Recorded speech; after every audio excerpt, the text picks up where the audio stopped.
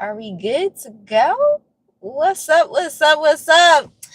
Hey there, kings and queens. Welcome back to another episode of Faith Helps Podcast. Shawty, I'm in the car again. I know you have been DMing me all these wonderful ideas. Um, right now I like the car. So I'm gonna stick with that for now. But the studio coming, speaking to existence. Let's jump down to business. So I'm a little stuffy right now, so forgive me.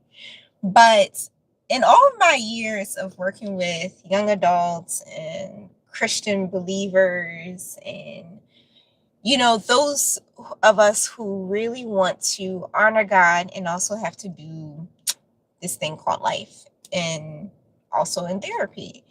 One of the challenges I see time and time again is this battle with temptation.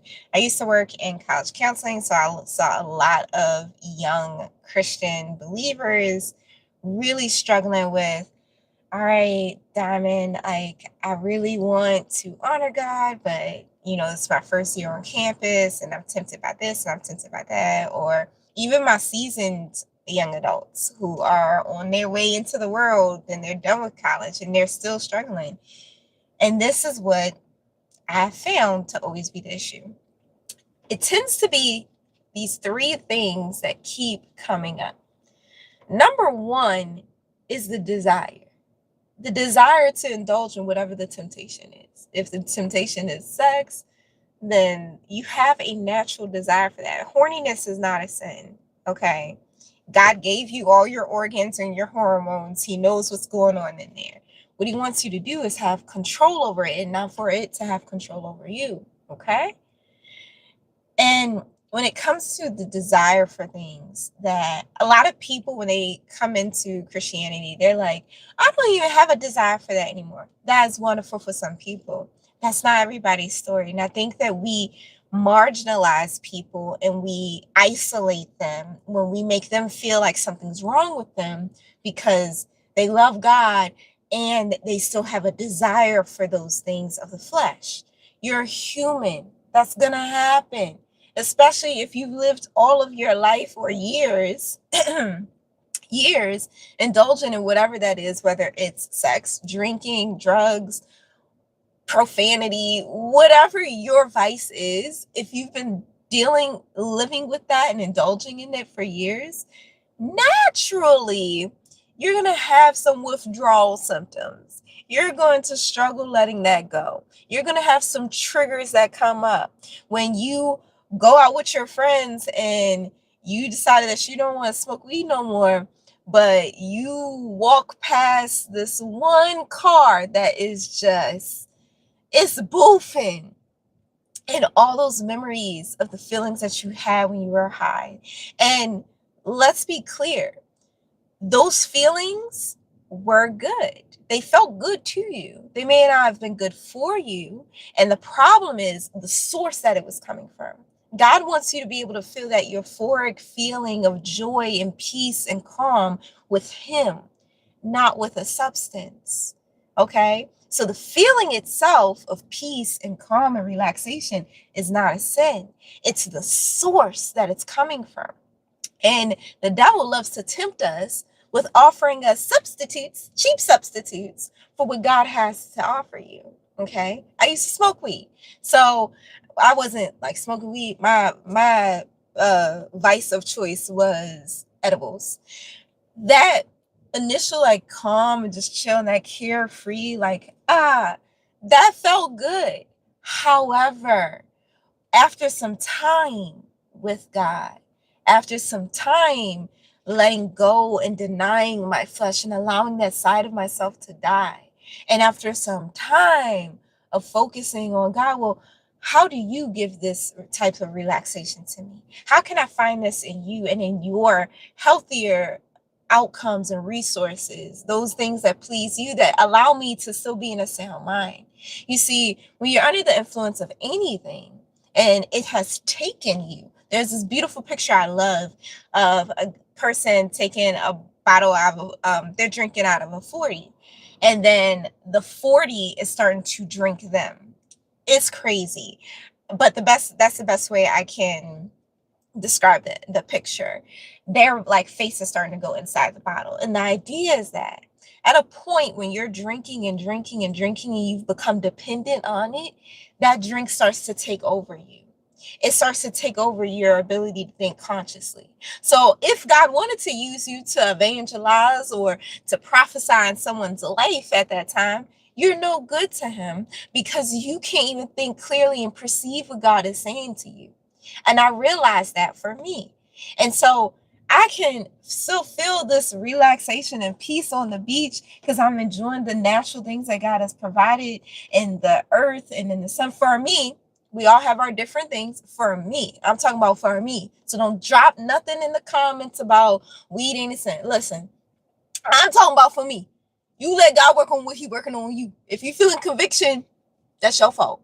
Maybe you need to take that to the Lord, not me. Okay. I feel at peace, but I can still jump right into work if God nudges me, hey, that person that's sitting across from you, I need you to tell them that their family is going to be okay. I need you to pray with them.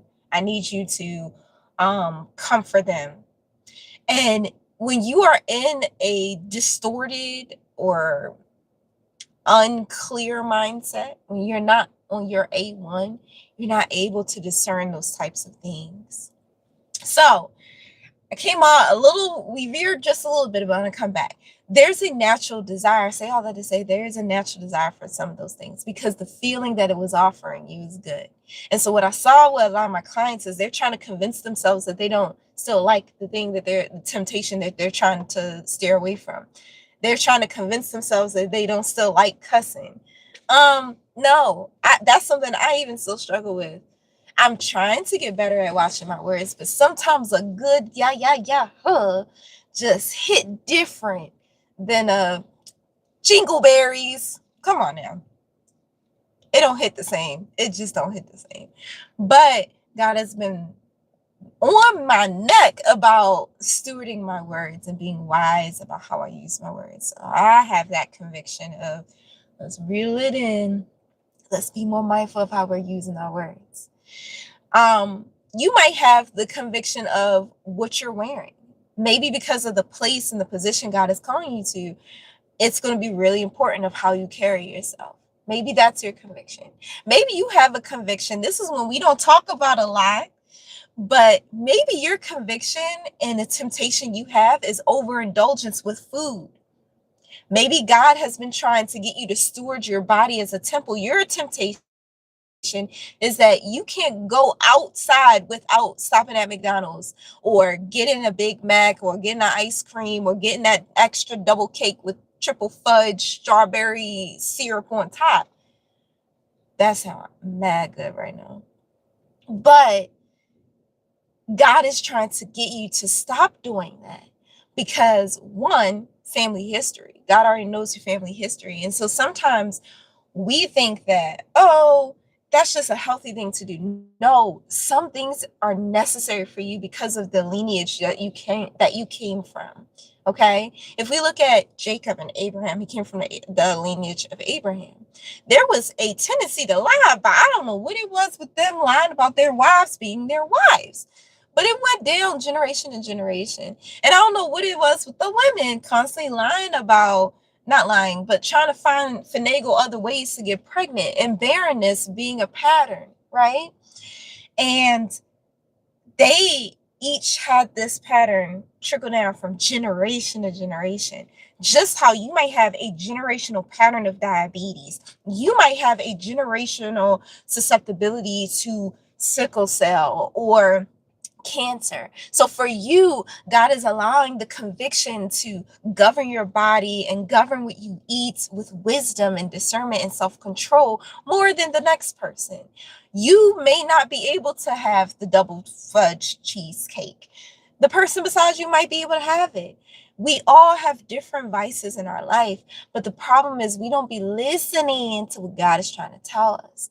So as I'm talking, my hope is that you are thinking about what your convictions are, not just the things that I'm sharing and saying. What is God convicting and pricking in your heart? What is that thing that's coming to your mind immediately when you saw this title? Think about that thing, okay? Now, when it comes to overcoming that desire to indulge in these things, one is being realistic. The desire is some of these desires that we have are natural. All right, sex, that's a natural desire. Wanting to pop off when you're angry, that's a natural desire.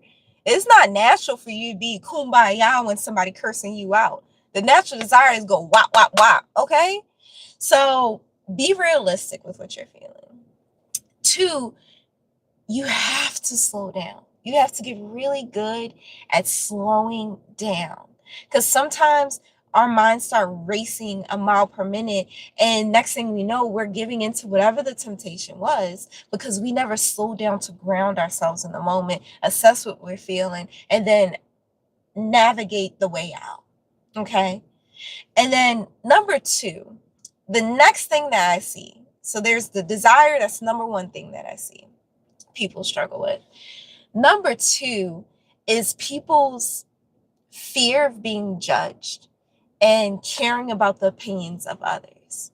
I see time and time again when I was working with believers who are trying to, do this thing called life, but do it in a way that pleases God by not giving in to their temptations. And they're like, oh, Dr. Dime, I wanted to not do it, but all my friends were saying this and all my homies were saying that, and they were thinking this about me, and they were going to say that about me if I didn't, just do what they were saying. They were calling me this name and they were calling me that name. And the thing that I found is that it's not just an issue of caring about what other people are going to say. It's the fear of being judged. And when you are afraid of being judged, because a lot of times we say, oh, it's people pleasing. It's not just people pleasing. You're afraid of being judged. You're afraid of being ostracized. You're afraid of being made fun of. You're afraid of being called names because of what you decided in your heart that you're not going to do, right? For my men, I know it is this huge culture to shame you for being abstinent. I know it's a huge culture and very common in our world to shame and guilt trip men into, smashing every chick that comes past them, even when they don't really want to. I've talked with young men who are like, I didn't even want to do it, but all my homies was calling me a coward and calling me, the P word and all that stuff, right? And they were so afraid of being judged because they cared for those friends. They valued those friendships. They were afraid, or they were afraid of being alone and not having friends. They were afraid of being judged. So they gave in to the temptation, not because they actually wanted to do it. They didn't even have the desire to do it. When that happens, baby, I need you to remember this. And this is going to sound like, Diamond, that helps not at all. You're going to be judged either way. Who do you want to get judged by? You want to be judged by him upstairs? Or you want to be judged by these people? And regardless, you're going to be judged by these people. If you give into it, you're going to be judged by the people who encouraged you to do it, and now they're saying, oh, you a hoe, or oh, you always out in the streets, because I've seen that too. I remember I was talking with this one particular client, and he's like, man, when I was younger, people always, big me up for, smashing all these chicks and having all these notches in my belt, and now everyone keeps calling me the hoe or a thought. Yeah, that's what humans do. And that's what the devil does through people. They convince you that something's good just to shame you and guilt trip you once you do it, to make you feel like you're a bad person. And when you are seeking to avoid judgment from other people, or if you are people pleasing, you're always going to find yourself in a lose-lose situation. There's no win-win here. You're going to disappoint people by their standards, and you're going to be judged by people, even the Christian folks.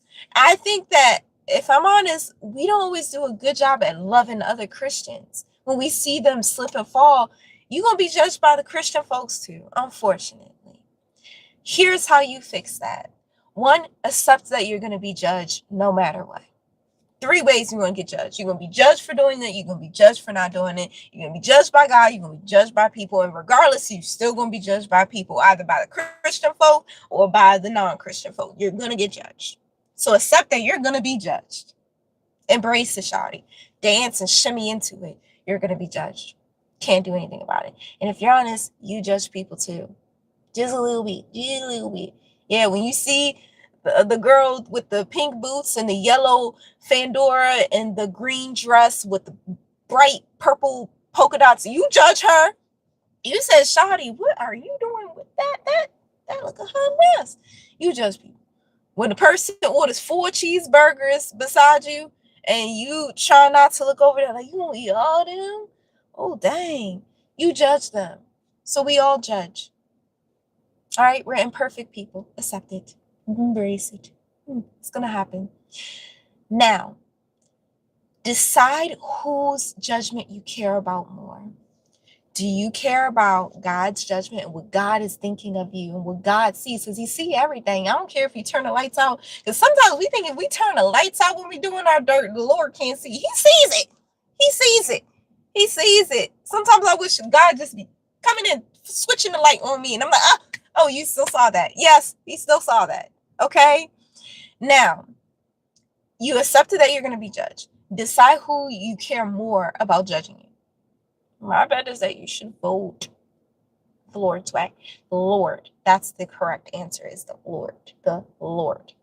Care more about what He's going to say and think of you. All right? And feel how He's going to feel about that. Because it's like a slap in the face where God gives you time and time again forgiveness and you just keep waltzing back in out of idolizing other people's opinions and people pleasing and the judgment of others. So care more about that. And then third, when it comes to people judging you and kind of just getting past that, the other thing that can be helpful, I'm trying to figure out how to say this without sounding too harsh. I didn't rehearse this part. I'm getting it. Yeah, it take me that long. Get over your feelings. That didn't come out how I wanted it to, but we're going to rock with it. Get over your feelings, which kind of leads me into the number 3 thing that I see people mess up on when they're trying to avoid temptation. Your feelings going to mess you up every single time. Because if you think about judgment, there's a feeling that comes with it. There's shame, there's guilt, there's anxiety, there's depression, there is embarrassment, there is a conviction or condemnation, depending on who it's coming from. There can be this feeling of like you can't breathe because you feel so overwhelmed. You have to get over those feelings. And the best way to get over those feelings is to manage them. Not just manage them, but resolve them. What are they trying to tell you? A lot of times our feelings are present because they're trying to send off a warning signal. There's some type of warning signal they're trying to send you. If you're feeling shame, it's something trying to say, hey, this doesn't align with our beliefs. This doesn't align with our values. If you're feeling anxiety, oh my gosh, what if this, what if that, what if this, what if that, how this, how that, what that with this, right? That's what anxiety is saying. All of these emotions, the depression, oh my gosh, I feel bad. Oh my gosh, I don't even want to get up no more because you're so bogged down by the sadness of what you've done, because that's what the enemy does, is make you feel depressed and sad and shameful to the point that you're no longer even capable of doing the things that God has called you to do because you're so overshadowed by your feelings. God has already forgiven you. You got to get up and let's go. Don't stay on those emotions. Don't stay on the judgment. Don't stay on the fear and anxiety.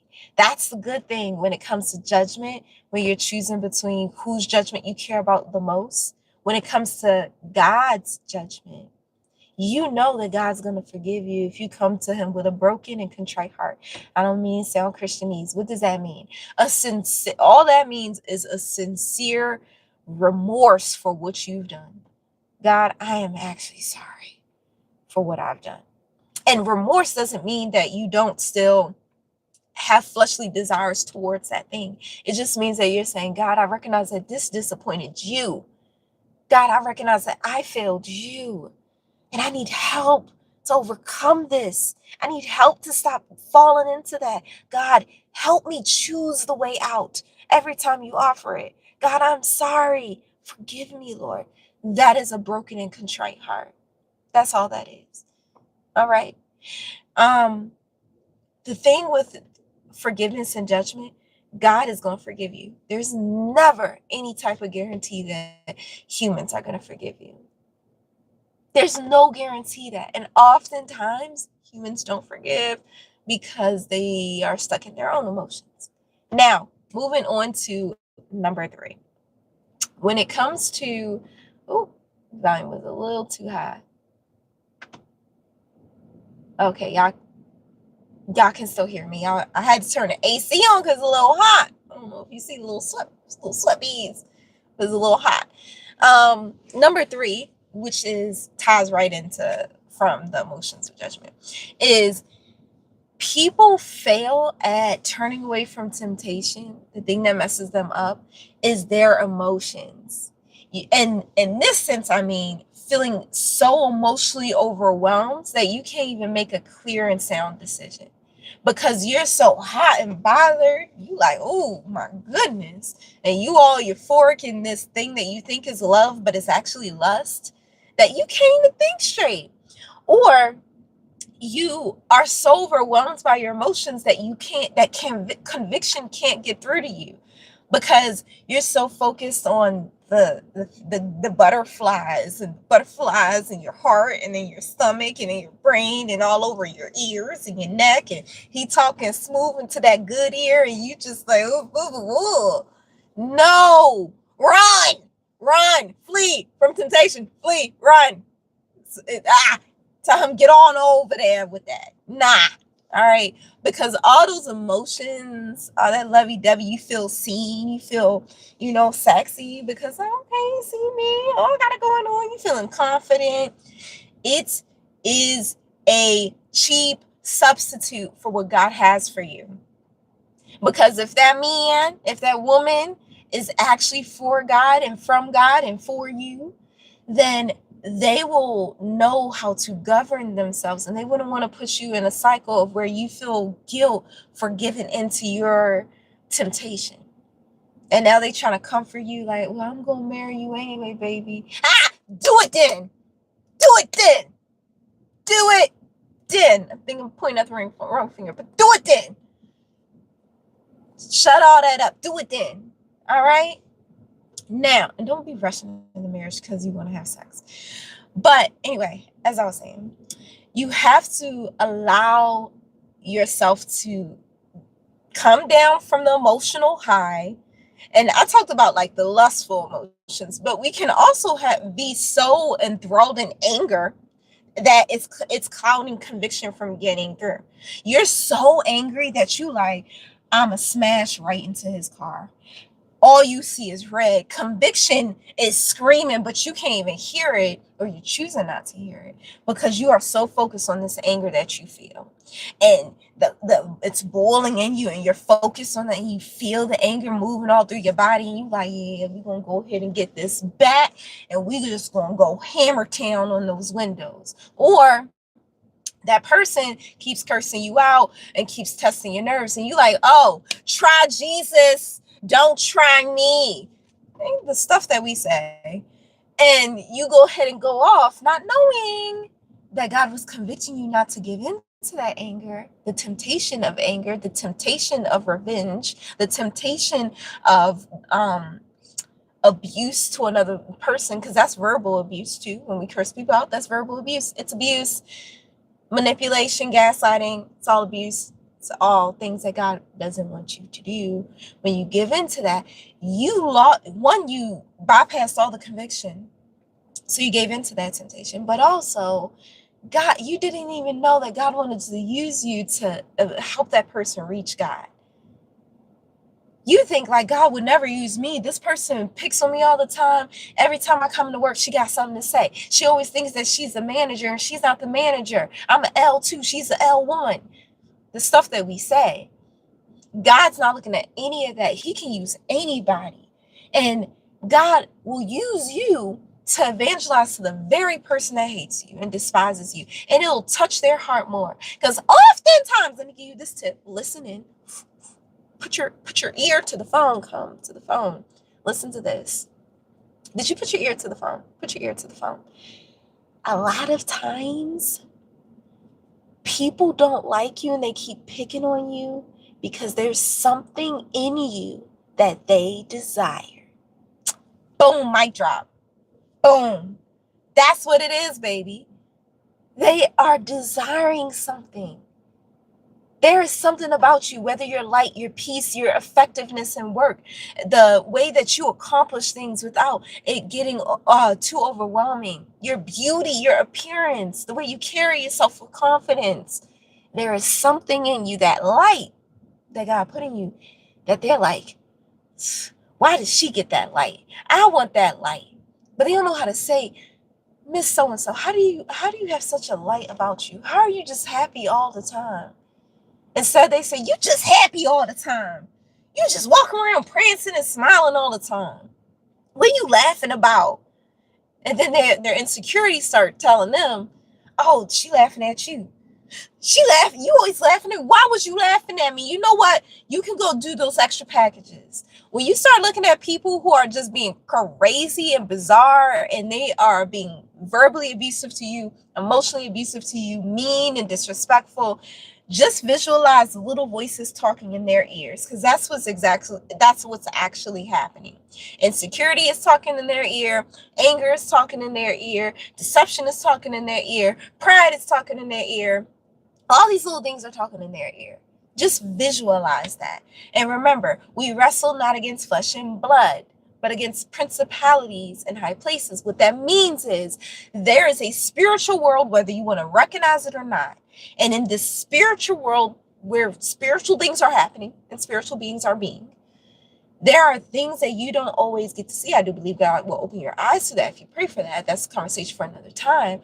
But in the meantime, just assume that that's happening when you're having an encounter with anybody, whether they are being disrespectful or they belittling you, or even the person that is depressed and withdrawn. Maybe they need someone like you to drop your pride, to drop your desire to be what is it called, a recluse, or to drop your identity as an introvert, to reach out to them and speak to them, hang out with them, to shed some of your light on them. Because through you, God is going to be able to whisper in their ear, that depression don't belong to you. That's not what I called for you. Listen, once you start letting God use you to, like, and it's a good thing to be used by God, because you accomplish amazing things. We think this phrase of being used by God is so shameful. No, it is a blessing to be used by God, because you get blessed in the process. Okay, peep it. You get blessed in the process. That's all I had to say there. Now, we talked about, number one is the desire. That's the first thing that people struggle with, is the desire to avoid temptation. They desire to give into whatever that temptation is.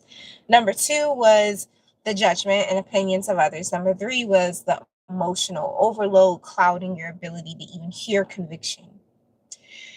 The last thing that I want to say before I give you guys a few tips, I'm going to give you guys 5 tips that I wrote down.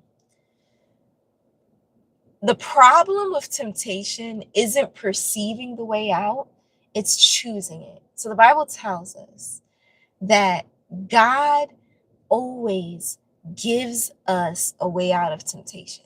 The issue isn't that we don't see it, it's that we don't choose it. Sometimes the choice is, don't go to that party, and you go anyway. Sometimes the choice is, don't go in the room with that girl, and you go in the room anyway. Sometimes the choice is, you know that if you ride with them, they're going to hotbox, and you're going to be tempted to get high with them. Don't ride with them. Say that you're going to drive separate. Or maybe you need to not hang out with those friends. The way out can look like this. Friday night, 6 p.m. I feel like young folk be going out earlier now. 5 p.m. or something. Y'all just go straight from the job to the club. I don't know what it is. That's crazy. But 5 p.m. hit, your phone ringing. You got a text message from that crew that you know God has been trying to pull you away from. And they like, yo, we going to some club or some bar. You know you've been trying to stop drinking because you always take it too far. And you're like, but then you just got this text message of, hey, we're having a game night with your church group. I hate using like church groups as an example, but it could be a church group or just be friends that ain't about all that foolishness. They chill down to earth. And they're like, we just gonna have a chill game night at the house. We ain't doing nothing crazy. You know you ain't gonna get in no trouble with this group because they ain't even about that. You know this group is also believers, so you know that they are also respect your boundaries over not engaging in certain things. Your way out is right here, but you like, I'm gonna go here and I just won't drink. Maybe you set yourself up for failure with that. Why even put yourself in the environment? Why even test it? The last 3 times you said you just were going to go and not drink, or the last 3 times you said you was going to go and not sleep with the person, you ended up doing it. Why keep setting yourself up for that failure?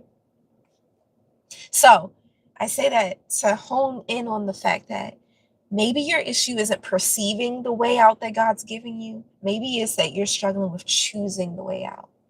And the reason you're struggling with choosing that way out might be related to one of those 3 reasons that I gave. Number 1, your desire is strong.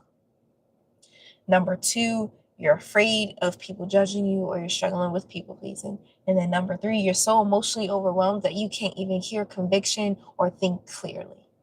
Those are likely the things coming up for you. Now, here's what you can do to get yourself out of that foolishness and successfully evade temptation and decline opportunities to indulge in the temptation that you know that you don't want to keep living a life in. Number 1, whenever I'm doing therapy with people, especially I work a lot with individuals who struggle with trauma and suicidality and self-harm, you never want to take away the maladaptive behavior without replacing it with something that is adaptive. What I mean by that, maladaptive is anything that is undesirable or counterproductive or counter aligned with your goals and your values. Okay, that's what maladaptive is. Think of it as like quote unquote bad or harmful. Adaptive is things that are productive, things that are effective and efficient and healthier options. That's what you're trying to make a choice between. You want to replace the maladaptive behavior. So, for example, a maladaptive behavior might be binge drinking, binge eating, having sex, masturbating, or binge watching porn and getting high. Those are all maladaptive behaviors. Self-harm can be a maladaptive behavior. Driving while angry. I know that might be something you haven't heard of, but I've heard some things. Driving while angry because you drive more reckless and it feels more empowering to let out that rage, but that's unsafe, so it's maladaptive. Okay? You want to take those and replace them. You don't just want to take them away, because what happens is you just find another maladaptive thing to resort to. You always want to replace the undesired behavior with something that is healthier and more desirable. So maybe your adaptive behavior is going to the gym. Maybe your adaptive behavior is going for a walk outside. People be sleeping on the benefits of being outside. It is so helpful. Take your butt outside. Try it a few times. Try it for a week and see how your mood changes. Like, be outside and not outside. Not outside. Be outside for a week. 30 minutes taking a walk around your neighborhood or sitting in a park. 30 minutes. 15 every single day. Just a little bit. And see how it changes your mood and your perspective and your peace. Adaptive behavior could be getting a massage, taking a bubble bath. It could be using aromatherapy or doing art therapy. It could be calling a friend and asking them if you can just vent a little bit and talk out and process what happened so that you're not just sitting with the emotions or the frustration of whatever happened. Those are all adaptive behaviors. The list can go on, and it's going to be unique to you. So when you're trying to replace a temptation, such as the temptation to curse people out, instead you decide, instead of crashing out, I'm gonna go color. I like coloring, and I'm gonna color real hard with these markers to get all this anger out. But then I have a pretty picture at the end of it, and not a broken car that I then trashed and a ticket for doing it. Actually, you probably gonna get more than a ticket, but anyway, as you can tell, I've never done these things. But you've replaced it with something more productive. Maybe you're like, Diamond, coloring is not gonna work for me. Have you done it though? But have you done it though? Then don't tell me it don't work. Have you done it? No. Do it. And get a coloring book that works for you. They have adult coloring books. Get an adult coloring book. Get a mandala. Get whatever it is that is going to be engaging for you. And then another option, if you're like, that doesn't work for me, grounding skills. Sour candy, changing your body temperature, deep breathing are all ways, or HIIT, high intensity interval training, are all ways to quickly resolve anger and not crash out, given to the temptation to just go wilding out on somebody, and instead do something that still honors your values, your desire to obey and please God, and honors and respects God. Okay. Next thing is accountability. Tip number 2, accountability in community. When it comes to accountability in community, the number one thing that's important is accountability doesn't work if you're not being honest. If you are not telling the people what you're struggling with, they can't hold you accountable. I remember when I was struggling with lust, I went out with some friends, and this one particular friend, love her to death, Brasha. She has a book out, by the way. I'm gonna tag it in the caption. But I was telling her, like, this man behind the bar is giving me the eyes, and the eyes are giving me, and they are like, oh my gosh, he is so fine. He is so fine, so fine, so fine. And it wasn't just that he was attractive. My attraction was now turning into lust, and my lust was also turning into, if he want to just, come on over here and talk with me, and, we just like, just do a little flirty, that's all. Set myself up for failure, knowing that I'm abstinent, knowing that I'm going to set myself up for failure with that. We tell ourselves all these lies, oh, nothing's going to happen. Why are you even setting yourself up for failure like that? But I tell my homegirl, Brasha, my accountability partner, and she's like, oh, we leaving now. I said, we just got here.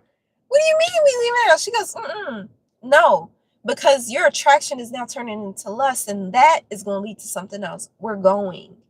And she wasn't playing. She Uber, dial up. We're going now. Meow. You have to be honest with your people so that they can hold you to that type of accountability. If you know that you struggle with drinking or smoking or doing drugs, don't keep hanging out with the people who do that. Go to the people who don't do that, and who know that you desire to stop doing that, and ask them for help and advice and time. Spend time with them more than you spend time with these people that are unproductive and these people that are going to lead you to backsliding. So those friends, if you tell them, you like, man, I really don't want to, get high today. And they like, if this is the wrong group of friends, they're going to be like, bro, you've been like clean for 4 months.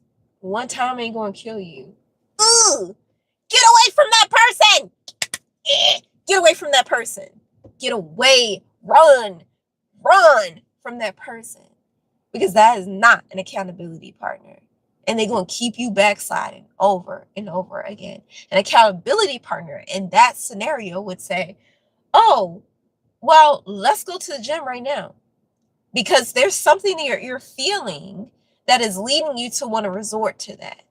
Sometimes it's just the desire. But why is that desire there? Are you stressed? Okay, let's find healthier alternatives to resolve that stress. Are you angry? Are you worried about something? Let's talk out what's going on there. Let's go get some ice cream. Let's go color. I know guys are like, we're not coloring. Color. You might like it. Do that. go with the accountability partner on this one. They're going to help you more. Next, number 3, prepare. So a lot of the things that I do with my clients is talk with them about how do you prepare yourself for inevitable situations where temptation is going to be around you. In college, inevitably temptation is going to be all around you. Know where your exits are. Choose your exits. Don't put yourself in obvious situations where there's going to be failure. If you know that you tend to take it too far when you go to, for example, let's say maybe you're not in college, but you're going to a wedding reception, and you know wedding receptions begin turned up, and you always go a little too turned, and then you black out and then regret it. Maybe your rule that you need to govern yourself with is immediately after the wedding, I'm leaving. I see them do their first dance and I'm out. I'm not staying for all this other stuff because I always take it too far. And have somebody, an accountability partner, that's like, hey, you leaving yet? Hey, I'm coming to pick you up. Or hey, where you at? Hey, send me a picture of you in a car and driving away. Hey, send me a picture of your exit to your house so that I know that you're leaving. Blow up their phone so that you actually hold yourself accountable. And at the end of the day, all of this is going to fall back on you. You have to make these decisions. You have to have the self-control. You have to have the willpower. You have to ask God for help with these things. You have to ask God to help you with the self-control. One way to build up your self-control so that you can start making these better choices, because at the end of the day, people can't force you into anything. It's going to come down to you. If you're struggling with that, the best thing that you can do is ask God for help, ask God for direction, ask God to lead you and direct you, and give yourself time to pray and fast so that God can download those things to you. And then number 4, you want to change your environment. Sometimes you can't stay in your hometown. You got to get up out of there. You got to move to a different hometown. Sometimes you can't stay in that household or with that dorm mate or roommate. You have to move out. Maybe you have to ask for a room change. Maybe you have to make decisions that are maybe inconvenient but are healthier for you. Maybe you got to take the long way home instead of the shortcut, because every time you take the shortcut home, you always end up going by so-and-so's house, and you know that Big Booty Judy or Long John is going to have you doing some things that you are going to regret in the morning. So take the long way home. Change your environment, change your scenery, make different choices.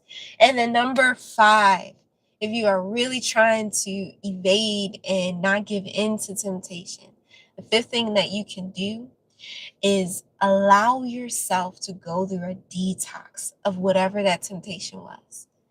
That detox may look like you taking a retreat for a while.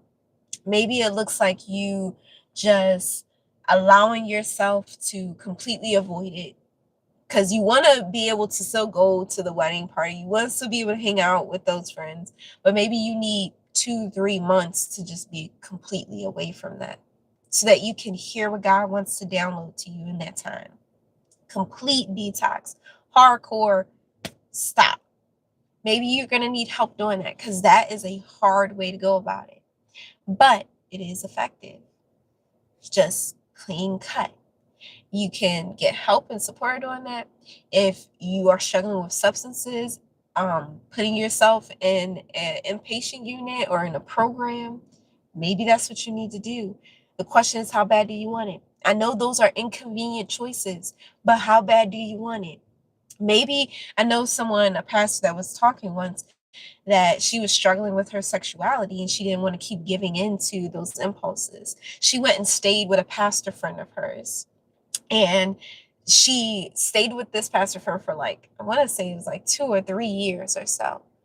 But in those 2 or 3 years, now I recognize not everybody can do that. Not everybody's going to have that option. But took 2 or 3 years with that pastor friend and grew tremendously spiritually. And they were able to go back to their old environment and not be tempted by all these things. And that actually happens more often than you realize. I know a lot of people who were able to find mentors and spiritual leaders that allowed them to come stay with them, because they were like, I just can't stay in that house anymore. Every time I'm around my parents, because sometimes maybe your parents are the ones that keep leading you to backslide. Maybe you need to get up out of that household. You don't know until you ask. A lot of times we're like, oh, we don't want to inconvenience that person. God put them there so they can be inconvenienced. How about that? You are blocking their blessing, because God may want you to stay with them and told them to be obedient and allow you to stay with them. You never know. You never know unless you ask. So don't doubt the amazing things that God can do. Don't doubt the amazing provisions that God can make available to you. My first few years of college, one of my closest and dearest friends, she was on the podcast before, my sick, Shatima, Dr. Shatima Acock. She, out of nowhere, opened up her apartment to me. Did not know me, opened up her apartment to me, wasn't charging me anything, wouldn't let me pay her anything to stay with her. And we basically like roomed together, lived together for four or 5 years. No charge. Of course, I like did cooking, and no shade. Shatima can cook, but she likes my cooking because I'm good at cooking. Anyway, we grew as friends over that time, but never would I have imagined that God would create an opportunity for me to not drive 2 hours every single day when I was working full time and I was in school full time, like commuting from Baltimore to DC. Absolutely absurd and crazy. And that blessing was presented to me. And I'm so grateful to God for that, because that saved me a lot of pain, stress, and depression, and all types of turmoil. And who knows, I probably wouldn't even made it through the doctoral program had it not been for her grace and her open heart and her obedience to God to open up her home to me and to let me live with her, sleep on her couch, gave me a little drawer for me to put my clothes, gave me a little section of her closet. Like, that is amazing. You never know. You never know how God is seeking to bless you. So have an open heart and have an open mind. And you never know what God has in store for you. So don't forfeit it for cheap substitutes of pleasure or cheap substitutes of peace. Don't forfeit it for temptation. I hope that this blesses you. I hope that this empowers you. I hope that this encourages you. And I hope that this helps you to not fall into the temptations that you're trying to avoid. And if nothing else, remember, my loves, faith helps. Peace out.